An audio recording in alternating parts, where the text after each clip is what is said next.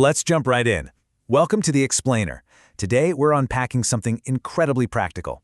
Think of it as the ultimate survival kit for future-proofing our lives, our careers, and even our communities. If you've ever found yourself wondering how on earth to prepare yourself, or maybe the next generation, for a future we literally can't predict, well, you're absolutely in the right place. We're going to map out the blueprint for the future citizen using some of the most robust, visionary frameworks designed in Europe today. Are you equipped to thrive in a constantly changing world? Man, that's a heavy question, right?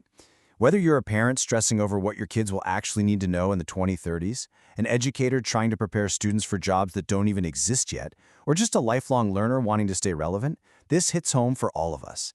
Because to keep up with this staggering pace of change, we really need a structured way to understand what human capabilities actually matter. Okay, let's dive right into this. The European Union has actually tackled this exact problem head-on. They've put forward two major frameworks to guide education and life skills. Now, before you think this sounds like dry bureaucratic policy, stick with me. This is a genuinely visionary guide. It's meant to take all the guesswork out of personal and professional development. Part 1. Thriving in a changing world. You know, institutions everywhere are finally realizing that traditional education, just rote memorization and passing standard tests, well, it just doesn't cut it anymore. We absolutely have to shift our focus from just what we know to how we adapt. And that brings us to our first major concept, the key competencies for lifelong learning. The framework defines this as the essential knowledge, skills, and attitudes that every person should develop. Notice how it deliberately pairs knowledge with both skills and attitudes? That's key. This represents the broad architectural foundation that every modern citizen needs to not just survive, but genuinely thrive in our multifaceted society. Part 2. The 8 key competencies. So the EU framework takes this massive, somewhat abstract concept and breaks it down into 8 distinct, completely manageable competences. We'll start with the first 4, which are largely your technical and communicative elements: literacy, multilingual competence, mathematical, scientific, and engineering competence, and finally, digital competence. Think about how these all intertwine. Literacy and multilingualism let us process and share information on a global scale. Meanwhile, STEM and digital tools, they give us the hard skills to actually navigate, say, a tech-heavy remote workplace. Without these building blocks, making sense of the modern world is like trying to solve a giant puzzle with half the pieces missing. Let's move to the second half and see how this builds. You're going to notice a really distinct shift in tone with the remaining 4 competencies. We have personal, social, and learning-to-learn competence, citizenship competence, entrepreneurship competence, and cultural awareness and expression competence. These 4 are really all about how we exist within a larger community. It's not just about interacting with a screen or a spreadsheet anymore. It's about having the empathy to interact with society at large, taking real initiative through entrepreneurship, and deeply appreciating the diverse cultural world around us. Part 3. The LifeComp framework. Now, what's really fascinating here is how we zoom in on the human element. If those broader competencies we just talked about are the vehicle we drive, the LifeComp framework is the psychological engine that actually makes the whole machine run, and it relies heavily on the rule of 3. First up is the personal area. That's self-awareness, self-regulation, and well-being.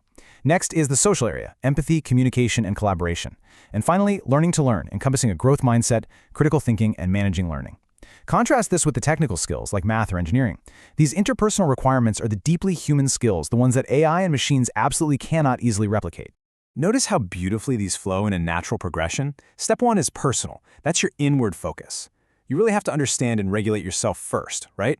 Then step 2 is social, your outward focus. That's connecting with others through empathy and communication.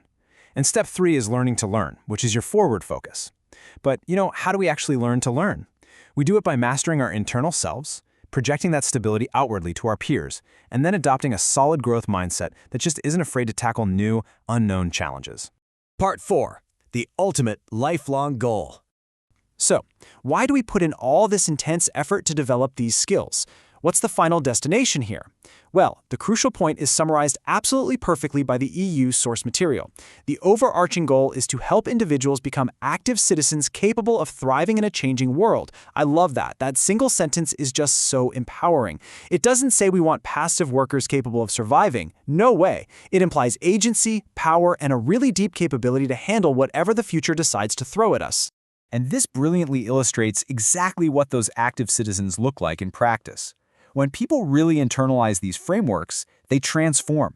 Children and young people become confident and resilient, they become socially responsible and empathetic, They act as effective communicators, critical and independent thinkers, and highly adaptable lifelong learners.